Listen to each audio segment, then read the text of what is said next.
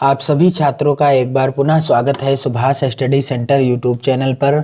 और आज का यह वीडियो क्लास 9th के छात्रों के लिए मोस्ट इम्पोर्टेंट होगा, क्योंकि इस वीडियो में हम आपको बताएंगे जो अगला चैप्टर है गिल्लू, जिसकी लेखिका कौन है, महादेवी वर्मा। और इस चैप्टर के जितने भी महत्वपूर्ण प्रश्न हैं जो कि बहुविकल्पी होंगे और जिनका उत्तर आपको कहाँ पर फिल करना है, OMR शीट में फिल करना है। क्योंकि आपकी बोर्ड परीक्षा में 20 प्रश्न जो आने वाले हैं वो कौन से होंगे, वो सभी ऑब्जेक्टिव यानी बहुविकल्पी होंगे और इन प्रश्नों का उत्तर आपको OMR शीट में फिल करना है। इसके बाद जो प्रश्न पूछे जाएंगे प्रश्न संख्या 21 से, उनका जो है आपको वर्णनात्मक रूप से काफी पर लिखना है। तो चलिए मैं स्टार्ट करता हूं। उससे पहले यदि आपने चैनल को सब्सक्राइब ना किया हो तो चैनल को सब्सक्राइब कर लें, बेल आइकन को भी जरूर दबाएं ताकि आने वाली प्रत्येक वीडियो का नोटिफिकेशन आप तक पहुंचता रहे और आप इसी तरह के वीडियोज के द्वारा अपनी बोर्ड परीक्षा 2022 की बेहतर तैयारी करते रहें। और यदि आपने अभी तक OMR शीट भरने का तरीका नहीं सीखा है तो आपको चैनल की प्लेलिस्ट में वीडियो मिल जाएगा, जिसमें मैंने बताया है OMR शीट कैसे भरनी है और OMR शीट पर प्रश्नों के उत्तर कैसे भरने हैं, यानी OMR शीट कैसे फिल करनी है। आपको वीडियो मिल जाएगा, आप उसे देख लें, सीख लें, ताकि आप OMR शीट भरते समय किसी भी तरीके की गलती ना करें, अन्यथा आपकी OMR शीट चेक नहीं होगी। तो चलिए यहाँ पर गिल्लू नामक जो पाठ है जिसकी लेखिका कौन है, महादेवी वर्मा।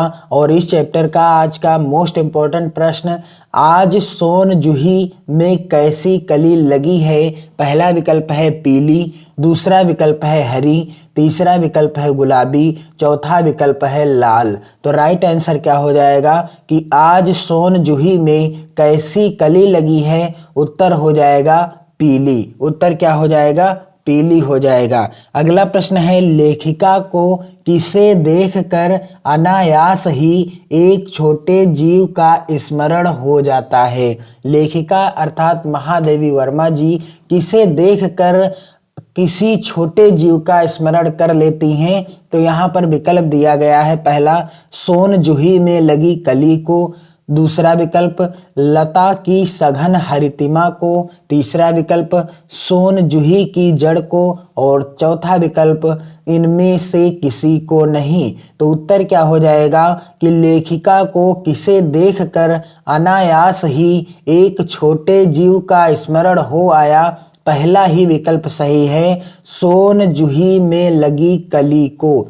अगला प्रश्न है तीसरे नंबर का, यहाँ पर आप देख सकते हैं, हमारे पुरखों को पितर पक्ष में हमसे कुछ पाने के लिए क्या बनकर अवतीर्ण होना पड़ता है।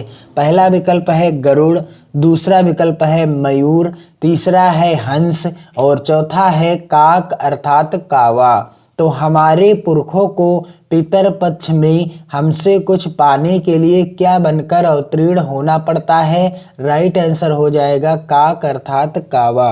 अगला प्रश्न है, यहाँ पर आप देख सकते हैं चौथे नंबर का, निम्न में से कावे की बोली कौन सी है।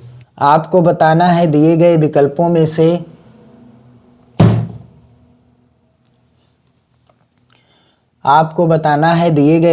में से कि कावे की बोली कौन सी है। तो यहाँ पर पहला विकल्प है गुटुरगु, दूसरा है टें टें, तीसरा है काँव काँव, चौथा विकल्प है म्याऊं म्याऊं। तो कावा कैसा बोलता है या कावे की बोली कौन सी है। राइट आंसर क्या हो जाएगा, तीसरा विकल्प सही हो जाएगा, काँव काँव। कावा कैसा बोलता है, काँव काँव करके बोलता है। अगला प्रश्न है मोस्ट इम्पोर्टेंट, गमले और दीवार की संधि में छिपे जिस छोटे से जीव को लेखिका ने देखा वह कौन था। पहला विकल्प है गिलहरी का एक छोटा सा बच्चा, दूसरा है एक कावे का जोड़ा, तीसरा है गरुड़ का एक छोटा सा बच्चा और चौथा विकल्प है मोर का एक छोटा सा बच्चा। तो सही उत्तर क्या हो जाएगा, कि गमले और दीवार की संध में छिपे जिस छोटे से जीव को लेखिका ने देखा वह कौन था? गिलहरी का एक छोटा सा बच्चा। राइट आंसर क्या हो जाएगा? पहला ही विकल्प सही है, गिलहरी का एक छोटा सा बच्चा। अगला प्रश्न है, गिल्लू का संज्ञा रूप क्या है? यहाँ पर आपको बताना है दिए गए विकल्पों में से कि गिल्लू में कौन सी संज्ञा है? जातिवाचक, व्यक्तिवाचक, भाववाचक, द्रव्यवाचक। तो गिल्लू में कौन सी संज्ञा है? व्यक्तिवाचक संज्ञा है। विकल्प कौन सा सही हो जाएगा? व्यक्तिवाचक संज्ञा सही हो जाएगा। अगला प्रश्न है 7 नंबर का प्रश्न, गिल्लू की आंखों की तुलना की गई है।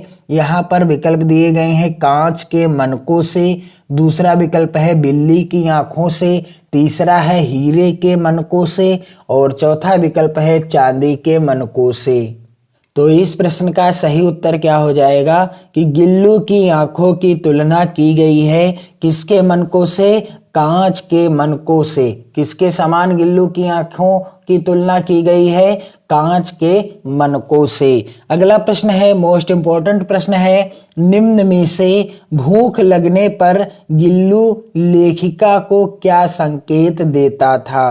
पहला विकल्प है काऊ काऊ, दूसरा विकल्प है टिक टिक, तीसरा विकल्प है चिक चिक और चौथा विकल्प है भों भों। तो इनमें से कौन सा विकल्प सही हो जाएगा कि निम्न में से भूख लगने पर गिल्लू लेखिका को क्या संकेत देता था? तो उत्तर क्या हो जाएगा? तीसरा विकल्प सही हो जाएगा, चिक चिक। कौन सा संकेत देता था? चिक चिक। अगला प्रश्न मोस्ट इंपॉर्टेंट है, इतने छोटे जीव गिल्लू को घर में किससे बचाना एक समस्या ही थी? पहला विकल्प है कुत्ते से, दूसरा है बिल्लियों से, तीसरा है विकल्प का व खा दोनों और चौथा विकल्प है काऊ से। तो उत्तर क्या हो जाएगा कि इतने छोटे जीव गिल्लू को घर में किससे बचाना एक समस्या ही थी? तो विकल्प कौन सा सही हो जाएगा? कुत्ते से और बिल्लियों से, यानी राइट आंसर है विकल्प का व खा दोनों, क्योंकि गिल्लू एक गिलहरी थी जिसे कुत्ते भी खा सकते थे और चूक हो जाने पर बिल्लियां भी उसे खा सकती थी, इसलिए उसे कुत्ते और बिल्लियों से बचाना बहुत बड़ी समस्या थी और विकल्प सही हो जाएगा का व खा दोनों। और यहाँ पर आप देख सकते हैं इस चैप्टर का मोस्ट इंपॉर्टेंट और लास्ट प्रश्न, गिलहरियों की जीवन अवधि होती है, अर्थात गिलहरियों का जीवन काल कितने वर्ष का होता है? अर्थात गिलहरियों में कितने वर्ष जीवित रहने की क्षमता होती है या उनका जीवन काल कितना होता है? तो यहाँ पर आप देख सकते हैं पहला विकल्प 2 वर्ष, दूसरा विकल्प 3 वर्ष, तीसरा विकल्प 1 वर्ष, चौथा विकल्प 4 वर्ष। तो गिलहरियों की जीवन अवधि कितनी होती है? राइट आंसर क्या हो जाएगा? 2 वर्ष।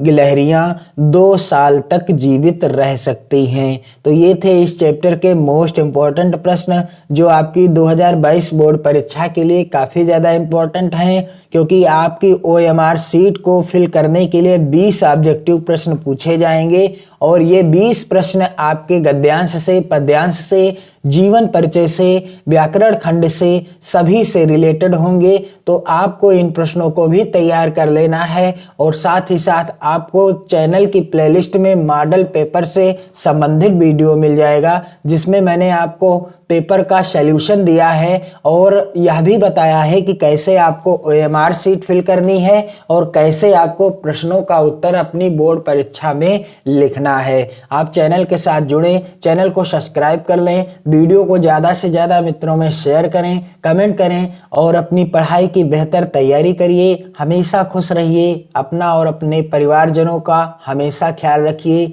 जय हिंद।